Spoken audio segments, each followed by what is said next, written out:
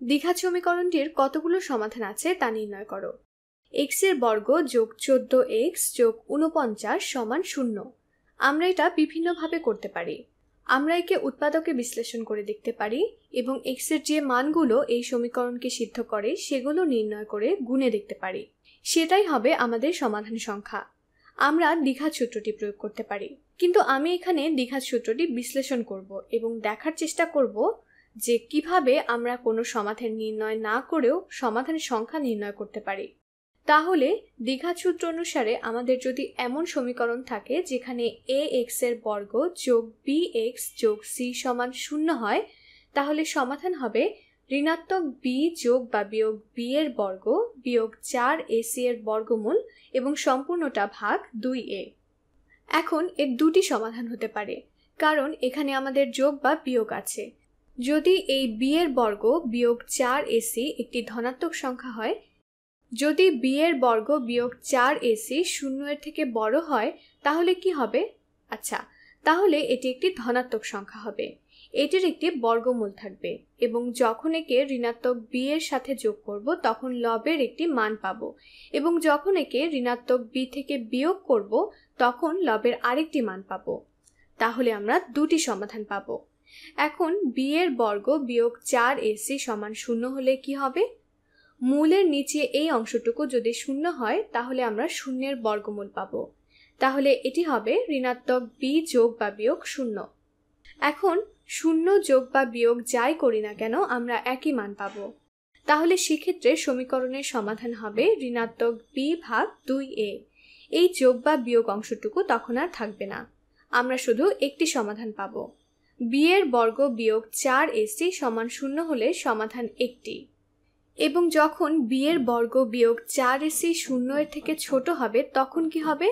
আচ্ছা, b এর বর্গ বিয়োগ 4ac 0 এর থেকে ছোট হলে এখানে এটি ঋণাত্মক সংখ্যা হবে এবং আমাদের একটি ঋণাত্মক সংখ্যার বর্গমূল নিতে হবে। কিন্তু আমরা বাস্তব সংখ্যা নিয়ে কাজ করছি, তাই আমরা ঋণাত্মক সংখ্যার বর্গমূল নিতে পারি না। এমন কোনো প্রকৃত সংখ্যা নেই যাকে বর্গ করলে ঋণাত্মক সংখ্যা পাওয়া যাবে। তাহলে এক্ষেত্রে কোনো সমাধান থাকবে না। এখন এই রাশিটির কথা চিন্তা করি। এই b এর বর্গ বিয়োগ 4ac অংশটুকু হলো দ্বিঘাত সমীকরণের সেই অংশ যেটি দ্বিঘাত সমীকরণের কতগুলো সমাধান হতে পারে তা নির্ধারণ করে। তাহলে যদি আমরা এই সমীকরণের সমাধান সংখ্যা নির্ণয় করতে চাই, তাহলে আমাদের পুরো সমীকরণটিকে বিশ্লেষণ না করে শুধু b এর বর্গ বিয়োগ 4ac নির্ণয় করতে হবে। তাহলে b এর বর্গ বিয়োগ 4ac কত? b হলো 14।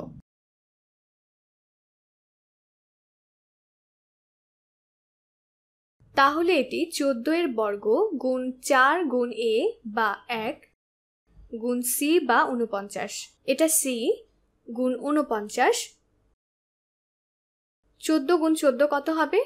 আমি এটা এখানে করি।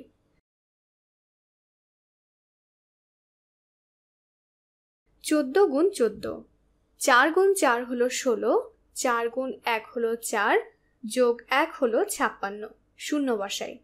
1 গুণ 14 হলো 14, এটা হলো 6, 9, 1, এটা 196। আমাদের 1 গুণ করতে হবে না। 4 গুণ 49 কত? 4 গুণ 9 হলো 36, 4 গুণ 4 হলো 16, যোগ 3 হলো 190। তাহলে আমরা পেলাম 196, এটা 196। তাহলে b এর বর্গ বিয়োগ 4ac হলো 196 এবং 196 বিয়োগ 196 হলো 0।